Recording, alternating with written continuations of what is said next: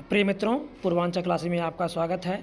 आज हम लोग इस वीडियो में पढ़ेंगे एसएससी जीडी में इतने कम समय में क्या पढ़ें और परीक्षा को बहुत ही आसानी से कैसे क्वालिफाई करें। तो वीडियो लास्ट तक देखिएगा, क्या कट ऑफ रहेगी, किस किस विषय में क्या क्या टॉपिक्स पढ़ना है, बहुत ही अच्छे तरीके से समझाया गया है। यदि आप उन सब टॉपिक्सों को एक समय सीमा के अंदर तय कर ले रहे हैं तो आपका सफल होना बिल्कुल तय है। तो वीडियो ध्यान से देखिएगा, सारे सिलेबस को बहुत अच्छे तरीके से बहुत ही अच्छे से समझाया गया है। तो कम समय में कैसे पास करें, तो जैसा कि आपको पता है प्रश्नों की संख्या इसमें 80 है और कुल मार्क 160 है, यानी प्रत्येक प्रश्न 2 अंक का है। तो ये 2 अंक या 3 अंक पर निर्भर नहीं करता, निर्भर यहाँ से करता है कि आप 80 प्रश्नों में कितने प्रश्नों को कवर कर पा रहे हैं। अब आगे देखेंगे कट ऑफ क्या रहने की उम्मीद है। जैसा कि इसके पहले जीडी परीक्षाओं में हुआ है, जैसे आपको पता है कि भर्ती इस समय 45,000 प्लस हो चुकी है। तो भर्तियों की संख्या इसको कम न समझिए, भर्तियाँ बहुत ज़्यादा हैं। तो यदि आपको कुल मिलाकर के 75% प्लस कट ऑफ आ रहे हैं तो आप सफल हैं। लेकिन इस 75% कट ऑफ करने के लिए आपको प्रश्नों की संख्या कितना कवर करना है, क्योंकि प्रश्नों की संख्या केवल 80 ही है। तो अब 80 ही है, इसके लिए आपको 80 क्वेश्चनों में, यदि आप जनरल कैटेगरी के या यूआर कैटेगरी या जनरल कैटेगरी के हैं तो आपको 60 प्रश्न प्लस करना है। यदि आप ईडब्ल्यूएस से बिलोंग करते हैं तो आपको यूआर से 2 या 3 माइनस 2 या 3 कम है। जो इस कट ऑफ जाने की संभावना है या कट ऑफ जाएगी वह जनरल से 2 या 3 नंबर कम ही रहेगी। किसकी? ईडब्ल्यूएस की। तो यदि आपके पास ईडब्ल्यूएस प्रमाण पत्र न हो तो आप इसको बनवा करके रख लें, क्योंकि ईडब्ल्यूएस का प्रमाण पत्र जो वर्तमान समय प्रक्रिया चल रही है आपके पास भले ना हो, लेकिन वर्तमान समय आप वेरिफिकेशन समय यदि लेकर पहुंचते हैं तो भी सब मान्य कर ले रहे हैं। अब ओबीसी की बात करें, ओबीसी के कट ऑफ जनरल के बराबर ही जाएगा, -1 या -2 तक हो सकता है, लेकिन यह मान के चलिए कि ओबीसी कट ऑफ जनरल के बराबर ही जाएगा। तो ये क्वेश्चनों की संख्या है, 80 क्वेश्चनों में इतने क्वेश्चन जाने की संभावना है। वहीं एससी की बात करें तो 55 प्लस, और यदि एसटी की बात करें तो एसटी के प्रश्नों की संख्या 52 प्लस यदि आप कर रहे हैं तो एसटी से आप सफल माने जाएंगे। अब प्रश्नों की संख्या क्या क्या है, हिंदी या अंग्रेजी, यदि आप हिंदी माध्यम चुन रहे हैं यानी हिंदी या अंग्रेजी में से किसी एक को आपको लेना है, तो हिंदी कर रहे हैं या अंग्रेजी कर रहे हैं तो ये आपको 20 प्रश्न हैं और मार्क कितने हैं? 40 हैं। प्राथमिक गणित 20 क्वेश्चन हैं और मार्क 40 हैं। इसी प्रकार से रीजनिंग या तर्क शक्ति प्रश्नों की संख्या 20 है और मार्क 40 हैं। सामान्य ज्ञान प्रश्नों की संख्या 20 है, मार्क 40 हैं। अब निगेटिव मार्किंग क्या होगा? निगेटिव मार्किंग 1/4 या 25% है। याद रखिएगा, 1/4 या 25% है। इसका मतलब ये हुआ कि यदि आप 4 प्रश्नों के गलत उत्तर दे रहे हैं, 4 प्रश्न यदि आपने गलत कर दिया तो आपके 1 प्रश्न सही वाला काट लिया जाएगा। इसका तात्पर्य ये हुआ। अब कितने प्रश्न किस विषय में आपको करना है सफल होने के लिए? यदि आप हिंदी या अंग्रेजी में से कोई एक लिए हैं तो मान के चलिए हिंदी पढ़ने वाले विद्यार्थियों का हिंदी बहुत सही होना चाहिए, या हिंदी सही होता भी है। अंग्रेजी वालों की तो बात ही निराली है, इनकी तो इंग्लिश बहुत सही होती है, उसमें पूछने की कोई बात नहीं है। तो आपको इसमें 20 में 18 तक कवर करना है, यानी 17 प्लस तो आपको करना ही है। तो 18 मान लीजिए, औसतन आपको 18 करना है। प्राथमिक गणित, इसमें आप प्राथमिक गणित जो है सबके लिए कठिन होता है, लेकिन अक्सर करके बच्चे इसमें 20 में 15 प्लस तक कर लेते हैं या 16-17 तक कर लेते हैं। गणित के जो प्रश्न आएंगे बहुत कठिन नहीं होंगे। हाँ, 20 प्रश्न में से अधिकतम 3 प्रश्न कठिन हो सकते हैं, लेकिन वो अभी जो करने वाले बच्चे हैं उसको कर लेते हैं। लेकिन मान लो 3 प्रश्न कठिन है, आप उसको 3 या 4 को छोड़ देंगे तो इसमें प्रश्नों की संख्या बहुत कम बताई गई है, 13 प्रश्न केवल आपको करने हैं। यदि आप 13 प्रश्न औसतन इसमें सही कर लेते हैं, उसी प्रकार तर्क शक्ति या रीजनिंग में आपको 20 में कम से कम 16 प्रश्नों को कवर करना है। इसमें आप 20 में 20 तक कर सकते हैं, लेकिन 2-3 माइनस हो जाए तभी कोई प्रभाव नहीं पड़ता, लेकिन आपको 16 तक कवर करने हैं। इसी प्रकार से सामान्य ज्ञान में 20 में केवल 13 प्रश्नों को दिया गया है। यहाँ मैं मानता हूँ सामान्य ज्ञान कठिन होता है, वो सबके लिए कठिन होता है, लेकिन 50% मार्क तो हर कोई व्यक्त कर लेता है जो कंपटीशन की तैयारी कर रहा है। तो आपको 20 में 13 यहाँ करने हैं। अब यदि हम इन कुल प्रश्नों की इकट्ठा करते हैं हिंदी, प्राथमिक गणित, तर्क शक्ति, सामान्य ज्ञान। तो जो इन प्रश्नों को आप यदि कर पा रहे हैं, जिनको यहाँ दिया गया है, तो आपके मार्क हो जा रहे हैं 60। यदि आप इतना कर पा रहे हैं इन दिए गए सिलेबसों के अनुसार, तो आप अपने आप को सफल मानिए। अब आपको किस विषय में क्या क्या टॉपिक्स पढ़ना है, इसके बारे में चर्चा करेंगे। अब किस विषय में क्या क्या पढ़ें, सबसे पहले हम हिंदी की बात करेंगे कि हिंदी में क्या क्या पढ़ें। तो हिंदी में याद रखिएगा वाक्य संशोधन, जिसमें लिंग, वचन, कारक आदि अशुद्धियों पर ध्यान दिया जाता है। इसमें वाक्य को सही तरीके से क्या मात्रा में या क्या गलतियां हैं, या लिंग, वचन, कारक में क्या गलतियां हैं, और रिक्त स्थानों की पूर्ति करने के लिए प्रश्न आएगा। जैसे वह जाता है, कहाँ जाता है, घर, विद्यालय, इस प्रकार से ऑप्शन रहेगा, तो यहाँ भरना होता है। तो ये प्रश्न ज़्यादा आएंगे। ये जो हम अपने अनुभव आपको साझा कर रहे हैं, ये अनुभव जो पूर्व जीडी का पेपर हुआ है, उन सभी सेटों के आधार पर इस वीडियो को तैयार किया गया है कि जहाँ से प्रश्न पूछे गए हैं, और अक्सर करके सिलेबस में कोई परिवर्तन नहीं हुआ है। सिर्फ प्रश्नों की संख्या जो 100 थी, उसको घटा करके 80 कर दिया गया। तो सिलेबस सेम ही रहेगा। तो आयोग जहाँ तक प्रश्न बनाएगा, तो वह पूर्व प्रश्नों के आधार पर ही बनाएगा। हाँ, प्रश्नों की संख्या थोड़ा छोटा बड़ा या कम या अधिक हो सकता है, लेकिन सिलेबस सेम टू सेम यही रहेंगे। और प्रतिस्थापन पर होता है। जैसे इसमें पर्यायवाची कोई शब्द रखा रहेगा, अब पर्यायवाची को उसके स्थान पर रख देगा। तो यदि आप पर्यायवाची पढ़ रहे हैं, तो ये प्रतिस्थापन वाला प्रक्रिया आपके लिए आसान हो जाएगी। और मुहावरा और लोकोक्तियाँ बहुत अच्छे से पढ़ लीजिएगा। कम से कम 2 या 3 प्रश्न मुहावरे और लोकोक्तियाँ से आने की संभावना है। 2-3 से कम प्रश्न नहीं आएंगे मुहावरे और लोकोक्तियाँ। और यहाँ से जो बताया गया, कम से कम 4 से लेकर के 5 प्रश्न तक यहाँ से आएंगे। ऐसे अन्य शब्दों के लिए एक शब्द, या जिसको हम वाक्यांश कहते हैं, वाक्यांश के लिए एक शब्द। तो यहाँ कम से कम 1 से लेकर के 3 प्रश्न तक, कम से कम 1 तो रहेगा ही, लेकिन 3 प्रश्न तक पूछे जा सकते हैं।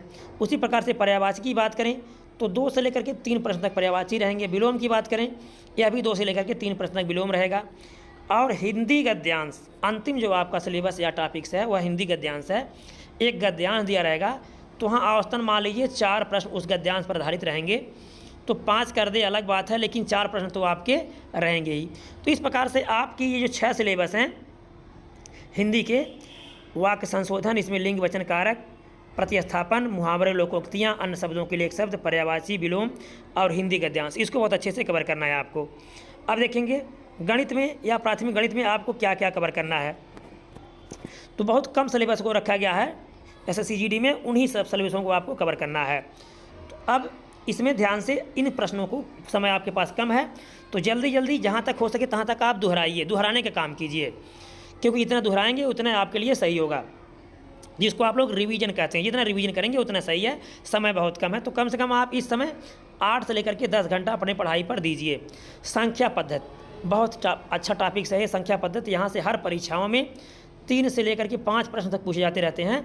तो आपकी परीक्षा में भी 3 से 5 प्रश्न तक यहाँ से आ सकते हैं। औसत यहाँ से भी 1 से 2 प्रश्न तक आएगा। लाभ हानि वही प्रक्रिया यहाँ से भी है, 1 से 3 प्रश्न तक आने की।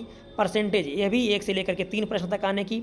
काम समय यहाँ 1 से लेकर के 2 प्रश्न तक काम समय से आने की संभावना है। रेलगाड़ी से यहाँ से भी 1 प्रश्न से लेकर के 2 प्रश्न तक आएंगे। अनुपात समानुपात यहाँ अधिकतम 2 प्रश्न तक आ सकता है अनुपात समानुपात से।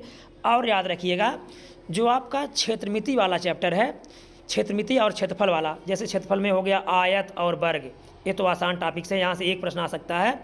लेकिन बेलन और शंख दोनों में से आपको गोला से प्रश्न आने की संभावना बहुत कम है, या छिन्नक गोला से कम है संभावना, लेकिन बेलन और शंख से जरूर 1 प्रश्न आएगा। तो यदि आपको इसमें पहुंच है या पकड़ है बेलन शंख से, तो आप इसको कवर कर लेंगे तो 1 प्रश्न आपको यहाँ से मिल जाएगा। यानी बेलन शंख अधिकांश सभी परीक्षाओं में बेलन शंख से प्रश्न पूछे जाते हैं। तो ये 8 टॉपिक्स महत्वपूर्ण हैं मैथ के, जो है जीडी के लिए। और देखेंगे इसके अलावा जीएस में क्या पढ़ना है। तो जैसा कि आप जानते हैं कि जीएस का ज्ञाता होना या जीएस की जानकारी होना किसी महारत से कम नहीं है, या किसी भी पहाड़ तोड़ने से कम नहीं है। तो जीएस बहुत बड़ा होता है, कम नहीं होता है, लेकिन फिर भी इतने कम समय में हम कवर कैसे करेंगे। तो सबसे पहले लूसेंट की किताब यदि आपके पास न हो तो लूसेंट की किताब आज ही आप ले लें।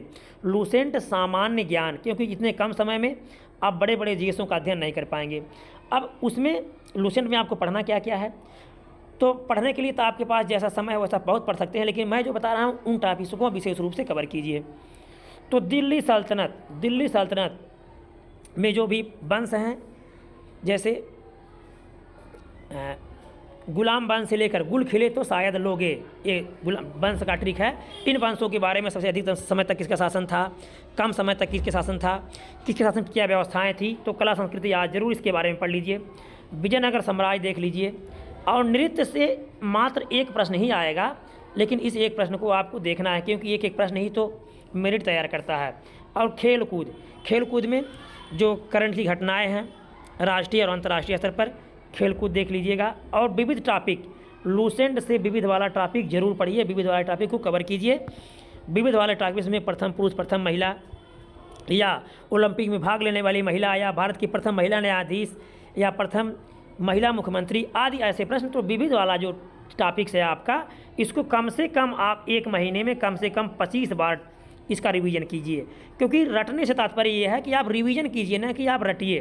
तो यहाँ से अब इसके अलावा जो समय बचता है तो आप अन्य चीज़ों को देख सकते हैं, जैसे भारत एवं विश्व की नदियाँ क्या हो गई, झीलें क्या हो गई। तो नदियाँ, झीलें, पहाड़, पर्वत, मरुस्थल, इन सारी चीज़ों को आप कवर कीजिए।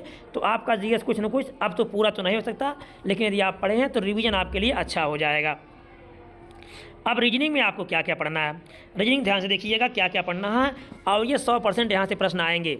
यदि प्रश्न नहीं आया तो फिर आप कहिएगा, परीक्षा देने के बाद आप कमेंट करके जरूर बताइएगा गुरुजी आपने क्या बताया था, उसमें गलत क्या है। 100% सही है, 100% सही है। आप इस पर विश्वास करके पढ़ाई कर लीजिएगा।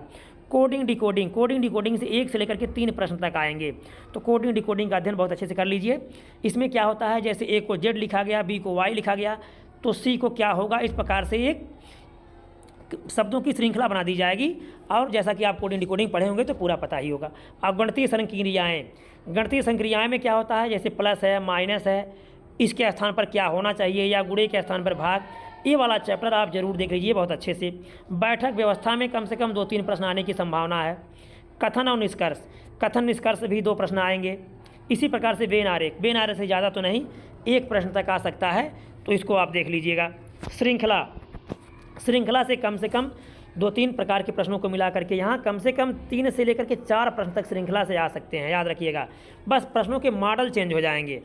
आकृति निर्माण, एक प्रश्न आएगा आकृति निर्माण, एक प्रश्न आएगा कागज काटना, कागज मोड़ना, और एक प्रश्न आ सकता है त्रिभुज की मान लीजिए गणना करना। तो ऐसे आकृति निर्माण से कुल मिलाकर के मान लीजिए जो है कौन सी आकृति उसमें समाहित है, या कागज को कैसे मोड़ा जाए, कैसे काटा जाए, या कौन सी आकृति बनेगी। तो यहाँ से प्रश्न बन सकते हैं, इसको आप रिवीजन कर लीजिए।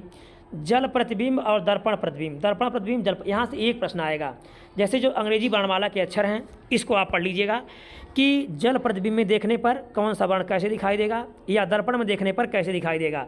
और कितने अंग्रेजी वर्णमाला के अक्षर ऐसे हैं जो जल प्रतिबिंब में देखने पर परिवर्तन नहीं होता, सेम उसी रूप में दिखाई देते हैं। तो ये प्रश्न बनेंगे यहाँ दर्पण से। और एक प्रश्न आएगा आपका पासा से। तो ये टॉपिक्स जो बताए गए हैं आपको, इसको बहुत अच्छे से पढ़ लीजिएगा। जो ऊपर के टॉपिक्स हैं यहाँ कम से कम 3-3 प्रश्न आने की संभावना है। इन टॉपिक्सों से 3-3 प्रश्न आएंगे। तो इस प्रकार से ये ऐसे टॉपिक्स हैं जहाँ से प्रश्नों की आने की संभावना बहुत ज़्यादा है। 3 टॉपिक्सों का आप अध्ययन बहुत कम समय बहुत अच्छे से कर सकते हैं अगर करें तो जो बता दिया गया इन टॉपिक्सों का अध्ययन बहुत अच्छे से कीजिए। और जो अंग्रेजी स्तर के विद्यार्थी हैं या इंग्लिश वाले विद्यार्थी हैं जो हिंदी न चुन करके इंग्लिश चुने हैं, उनकी तो बात अलग है। उनको मान लीजिए अंग्रेजी बहुत अच्छे से पता है, फिर भी वो रिवीजन कर लें। और रिवीजन कर लें, यदि आप 18 क्वेश्चन तक कर दे रहे हैं हिंदी या अंग्रेजी में, तो आप अपने आप को सफल कैंडिडेट की श्रेणी में रख सकते हैं। अब वीडियो अच्छा लगा होगा तो लाइक कीजिएगा, सब्सक्राइब कीजिएगा, वीडियो को शेयर कीजिएगा। धन्यवाद।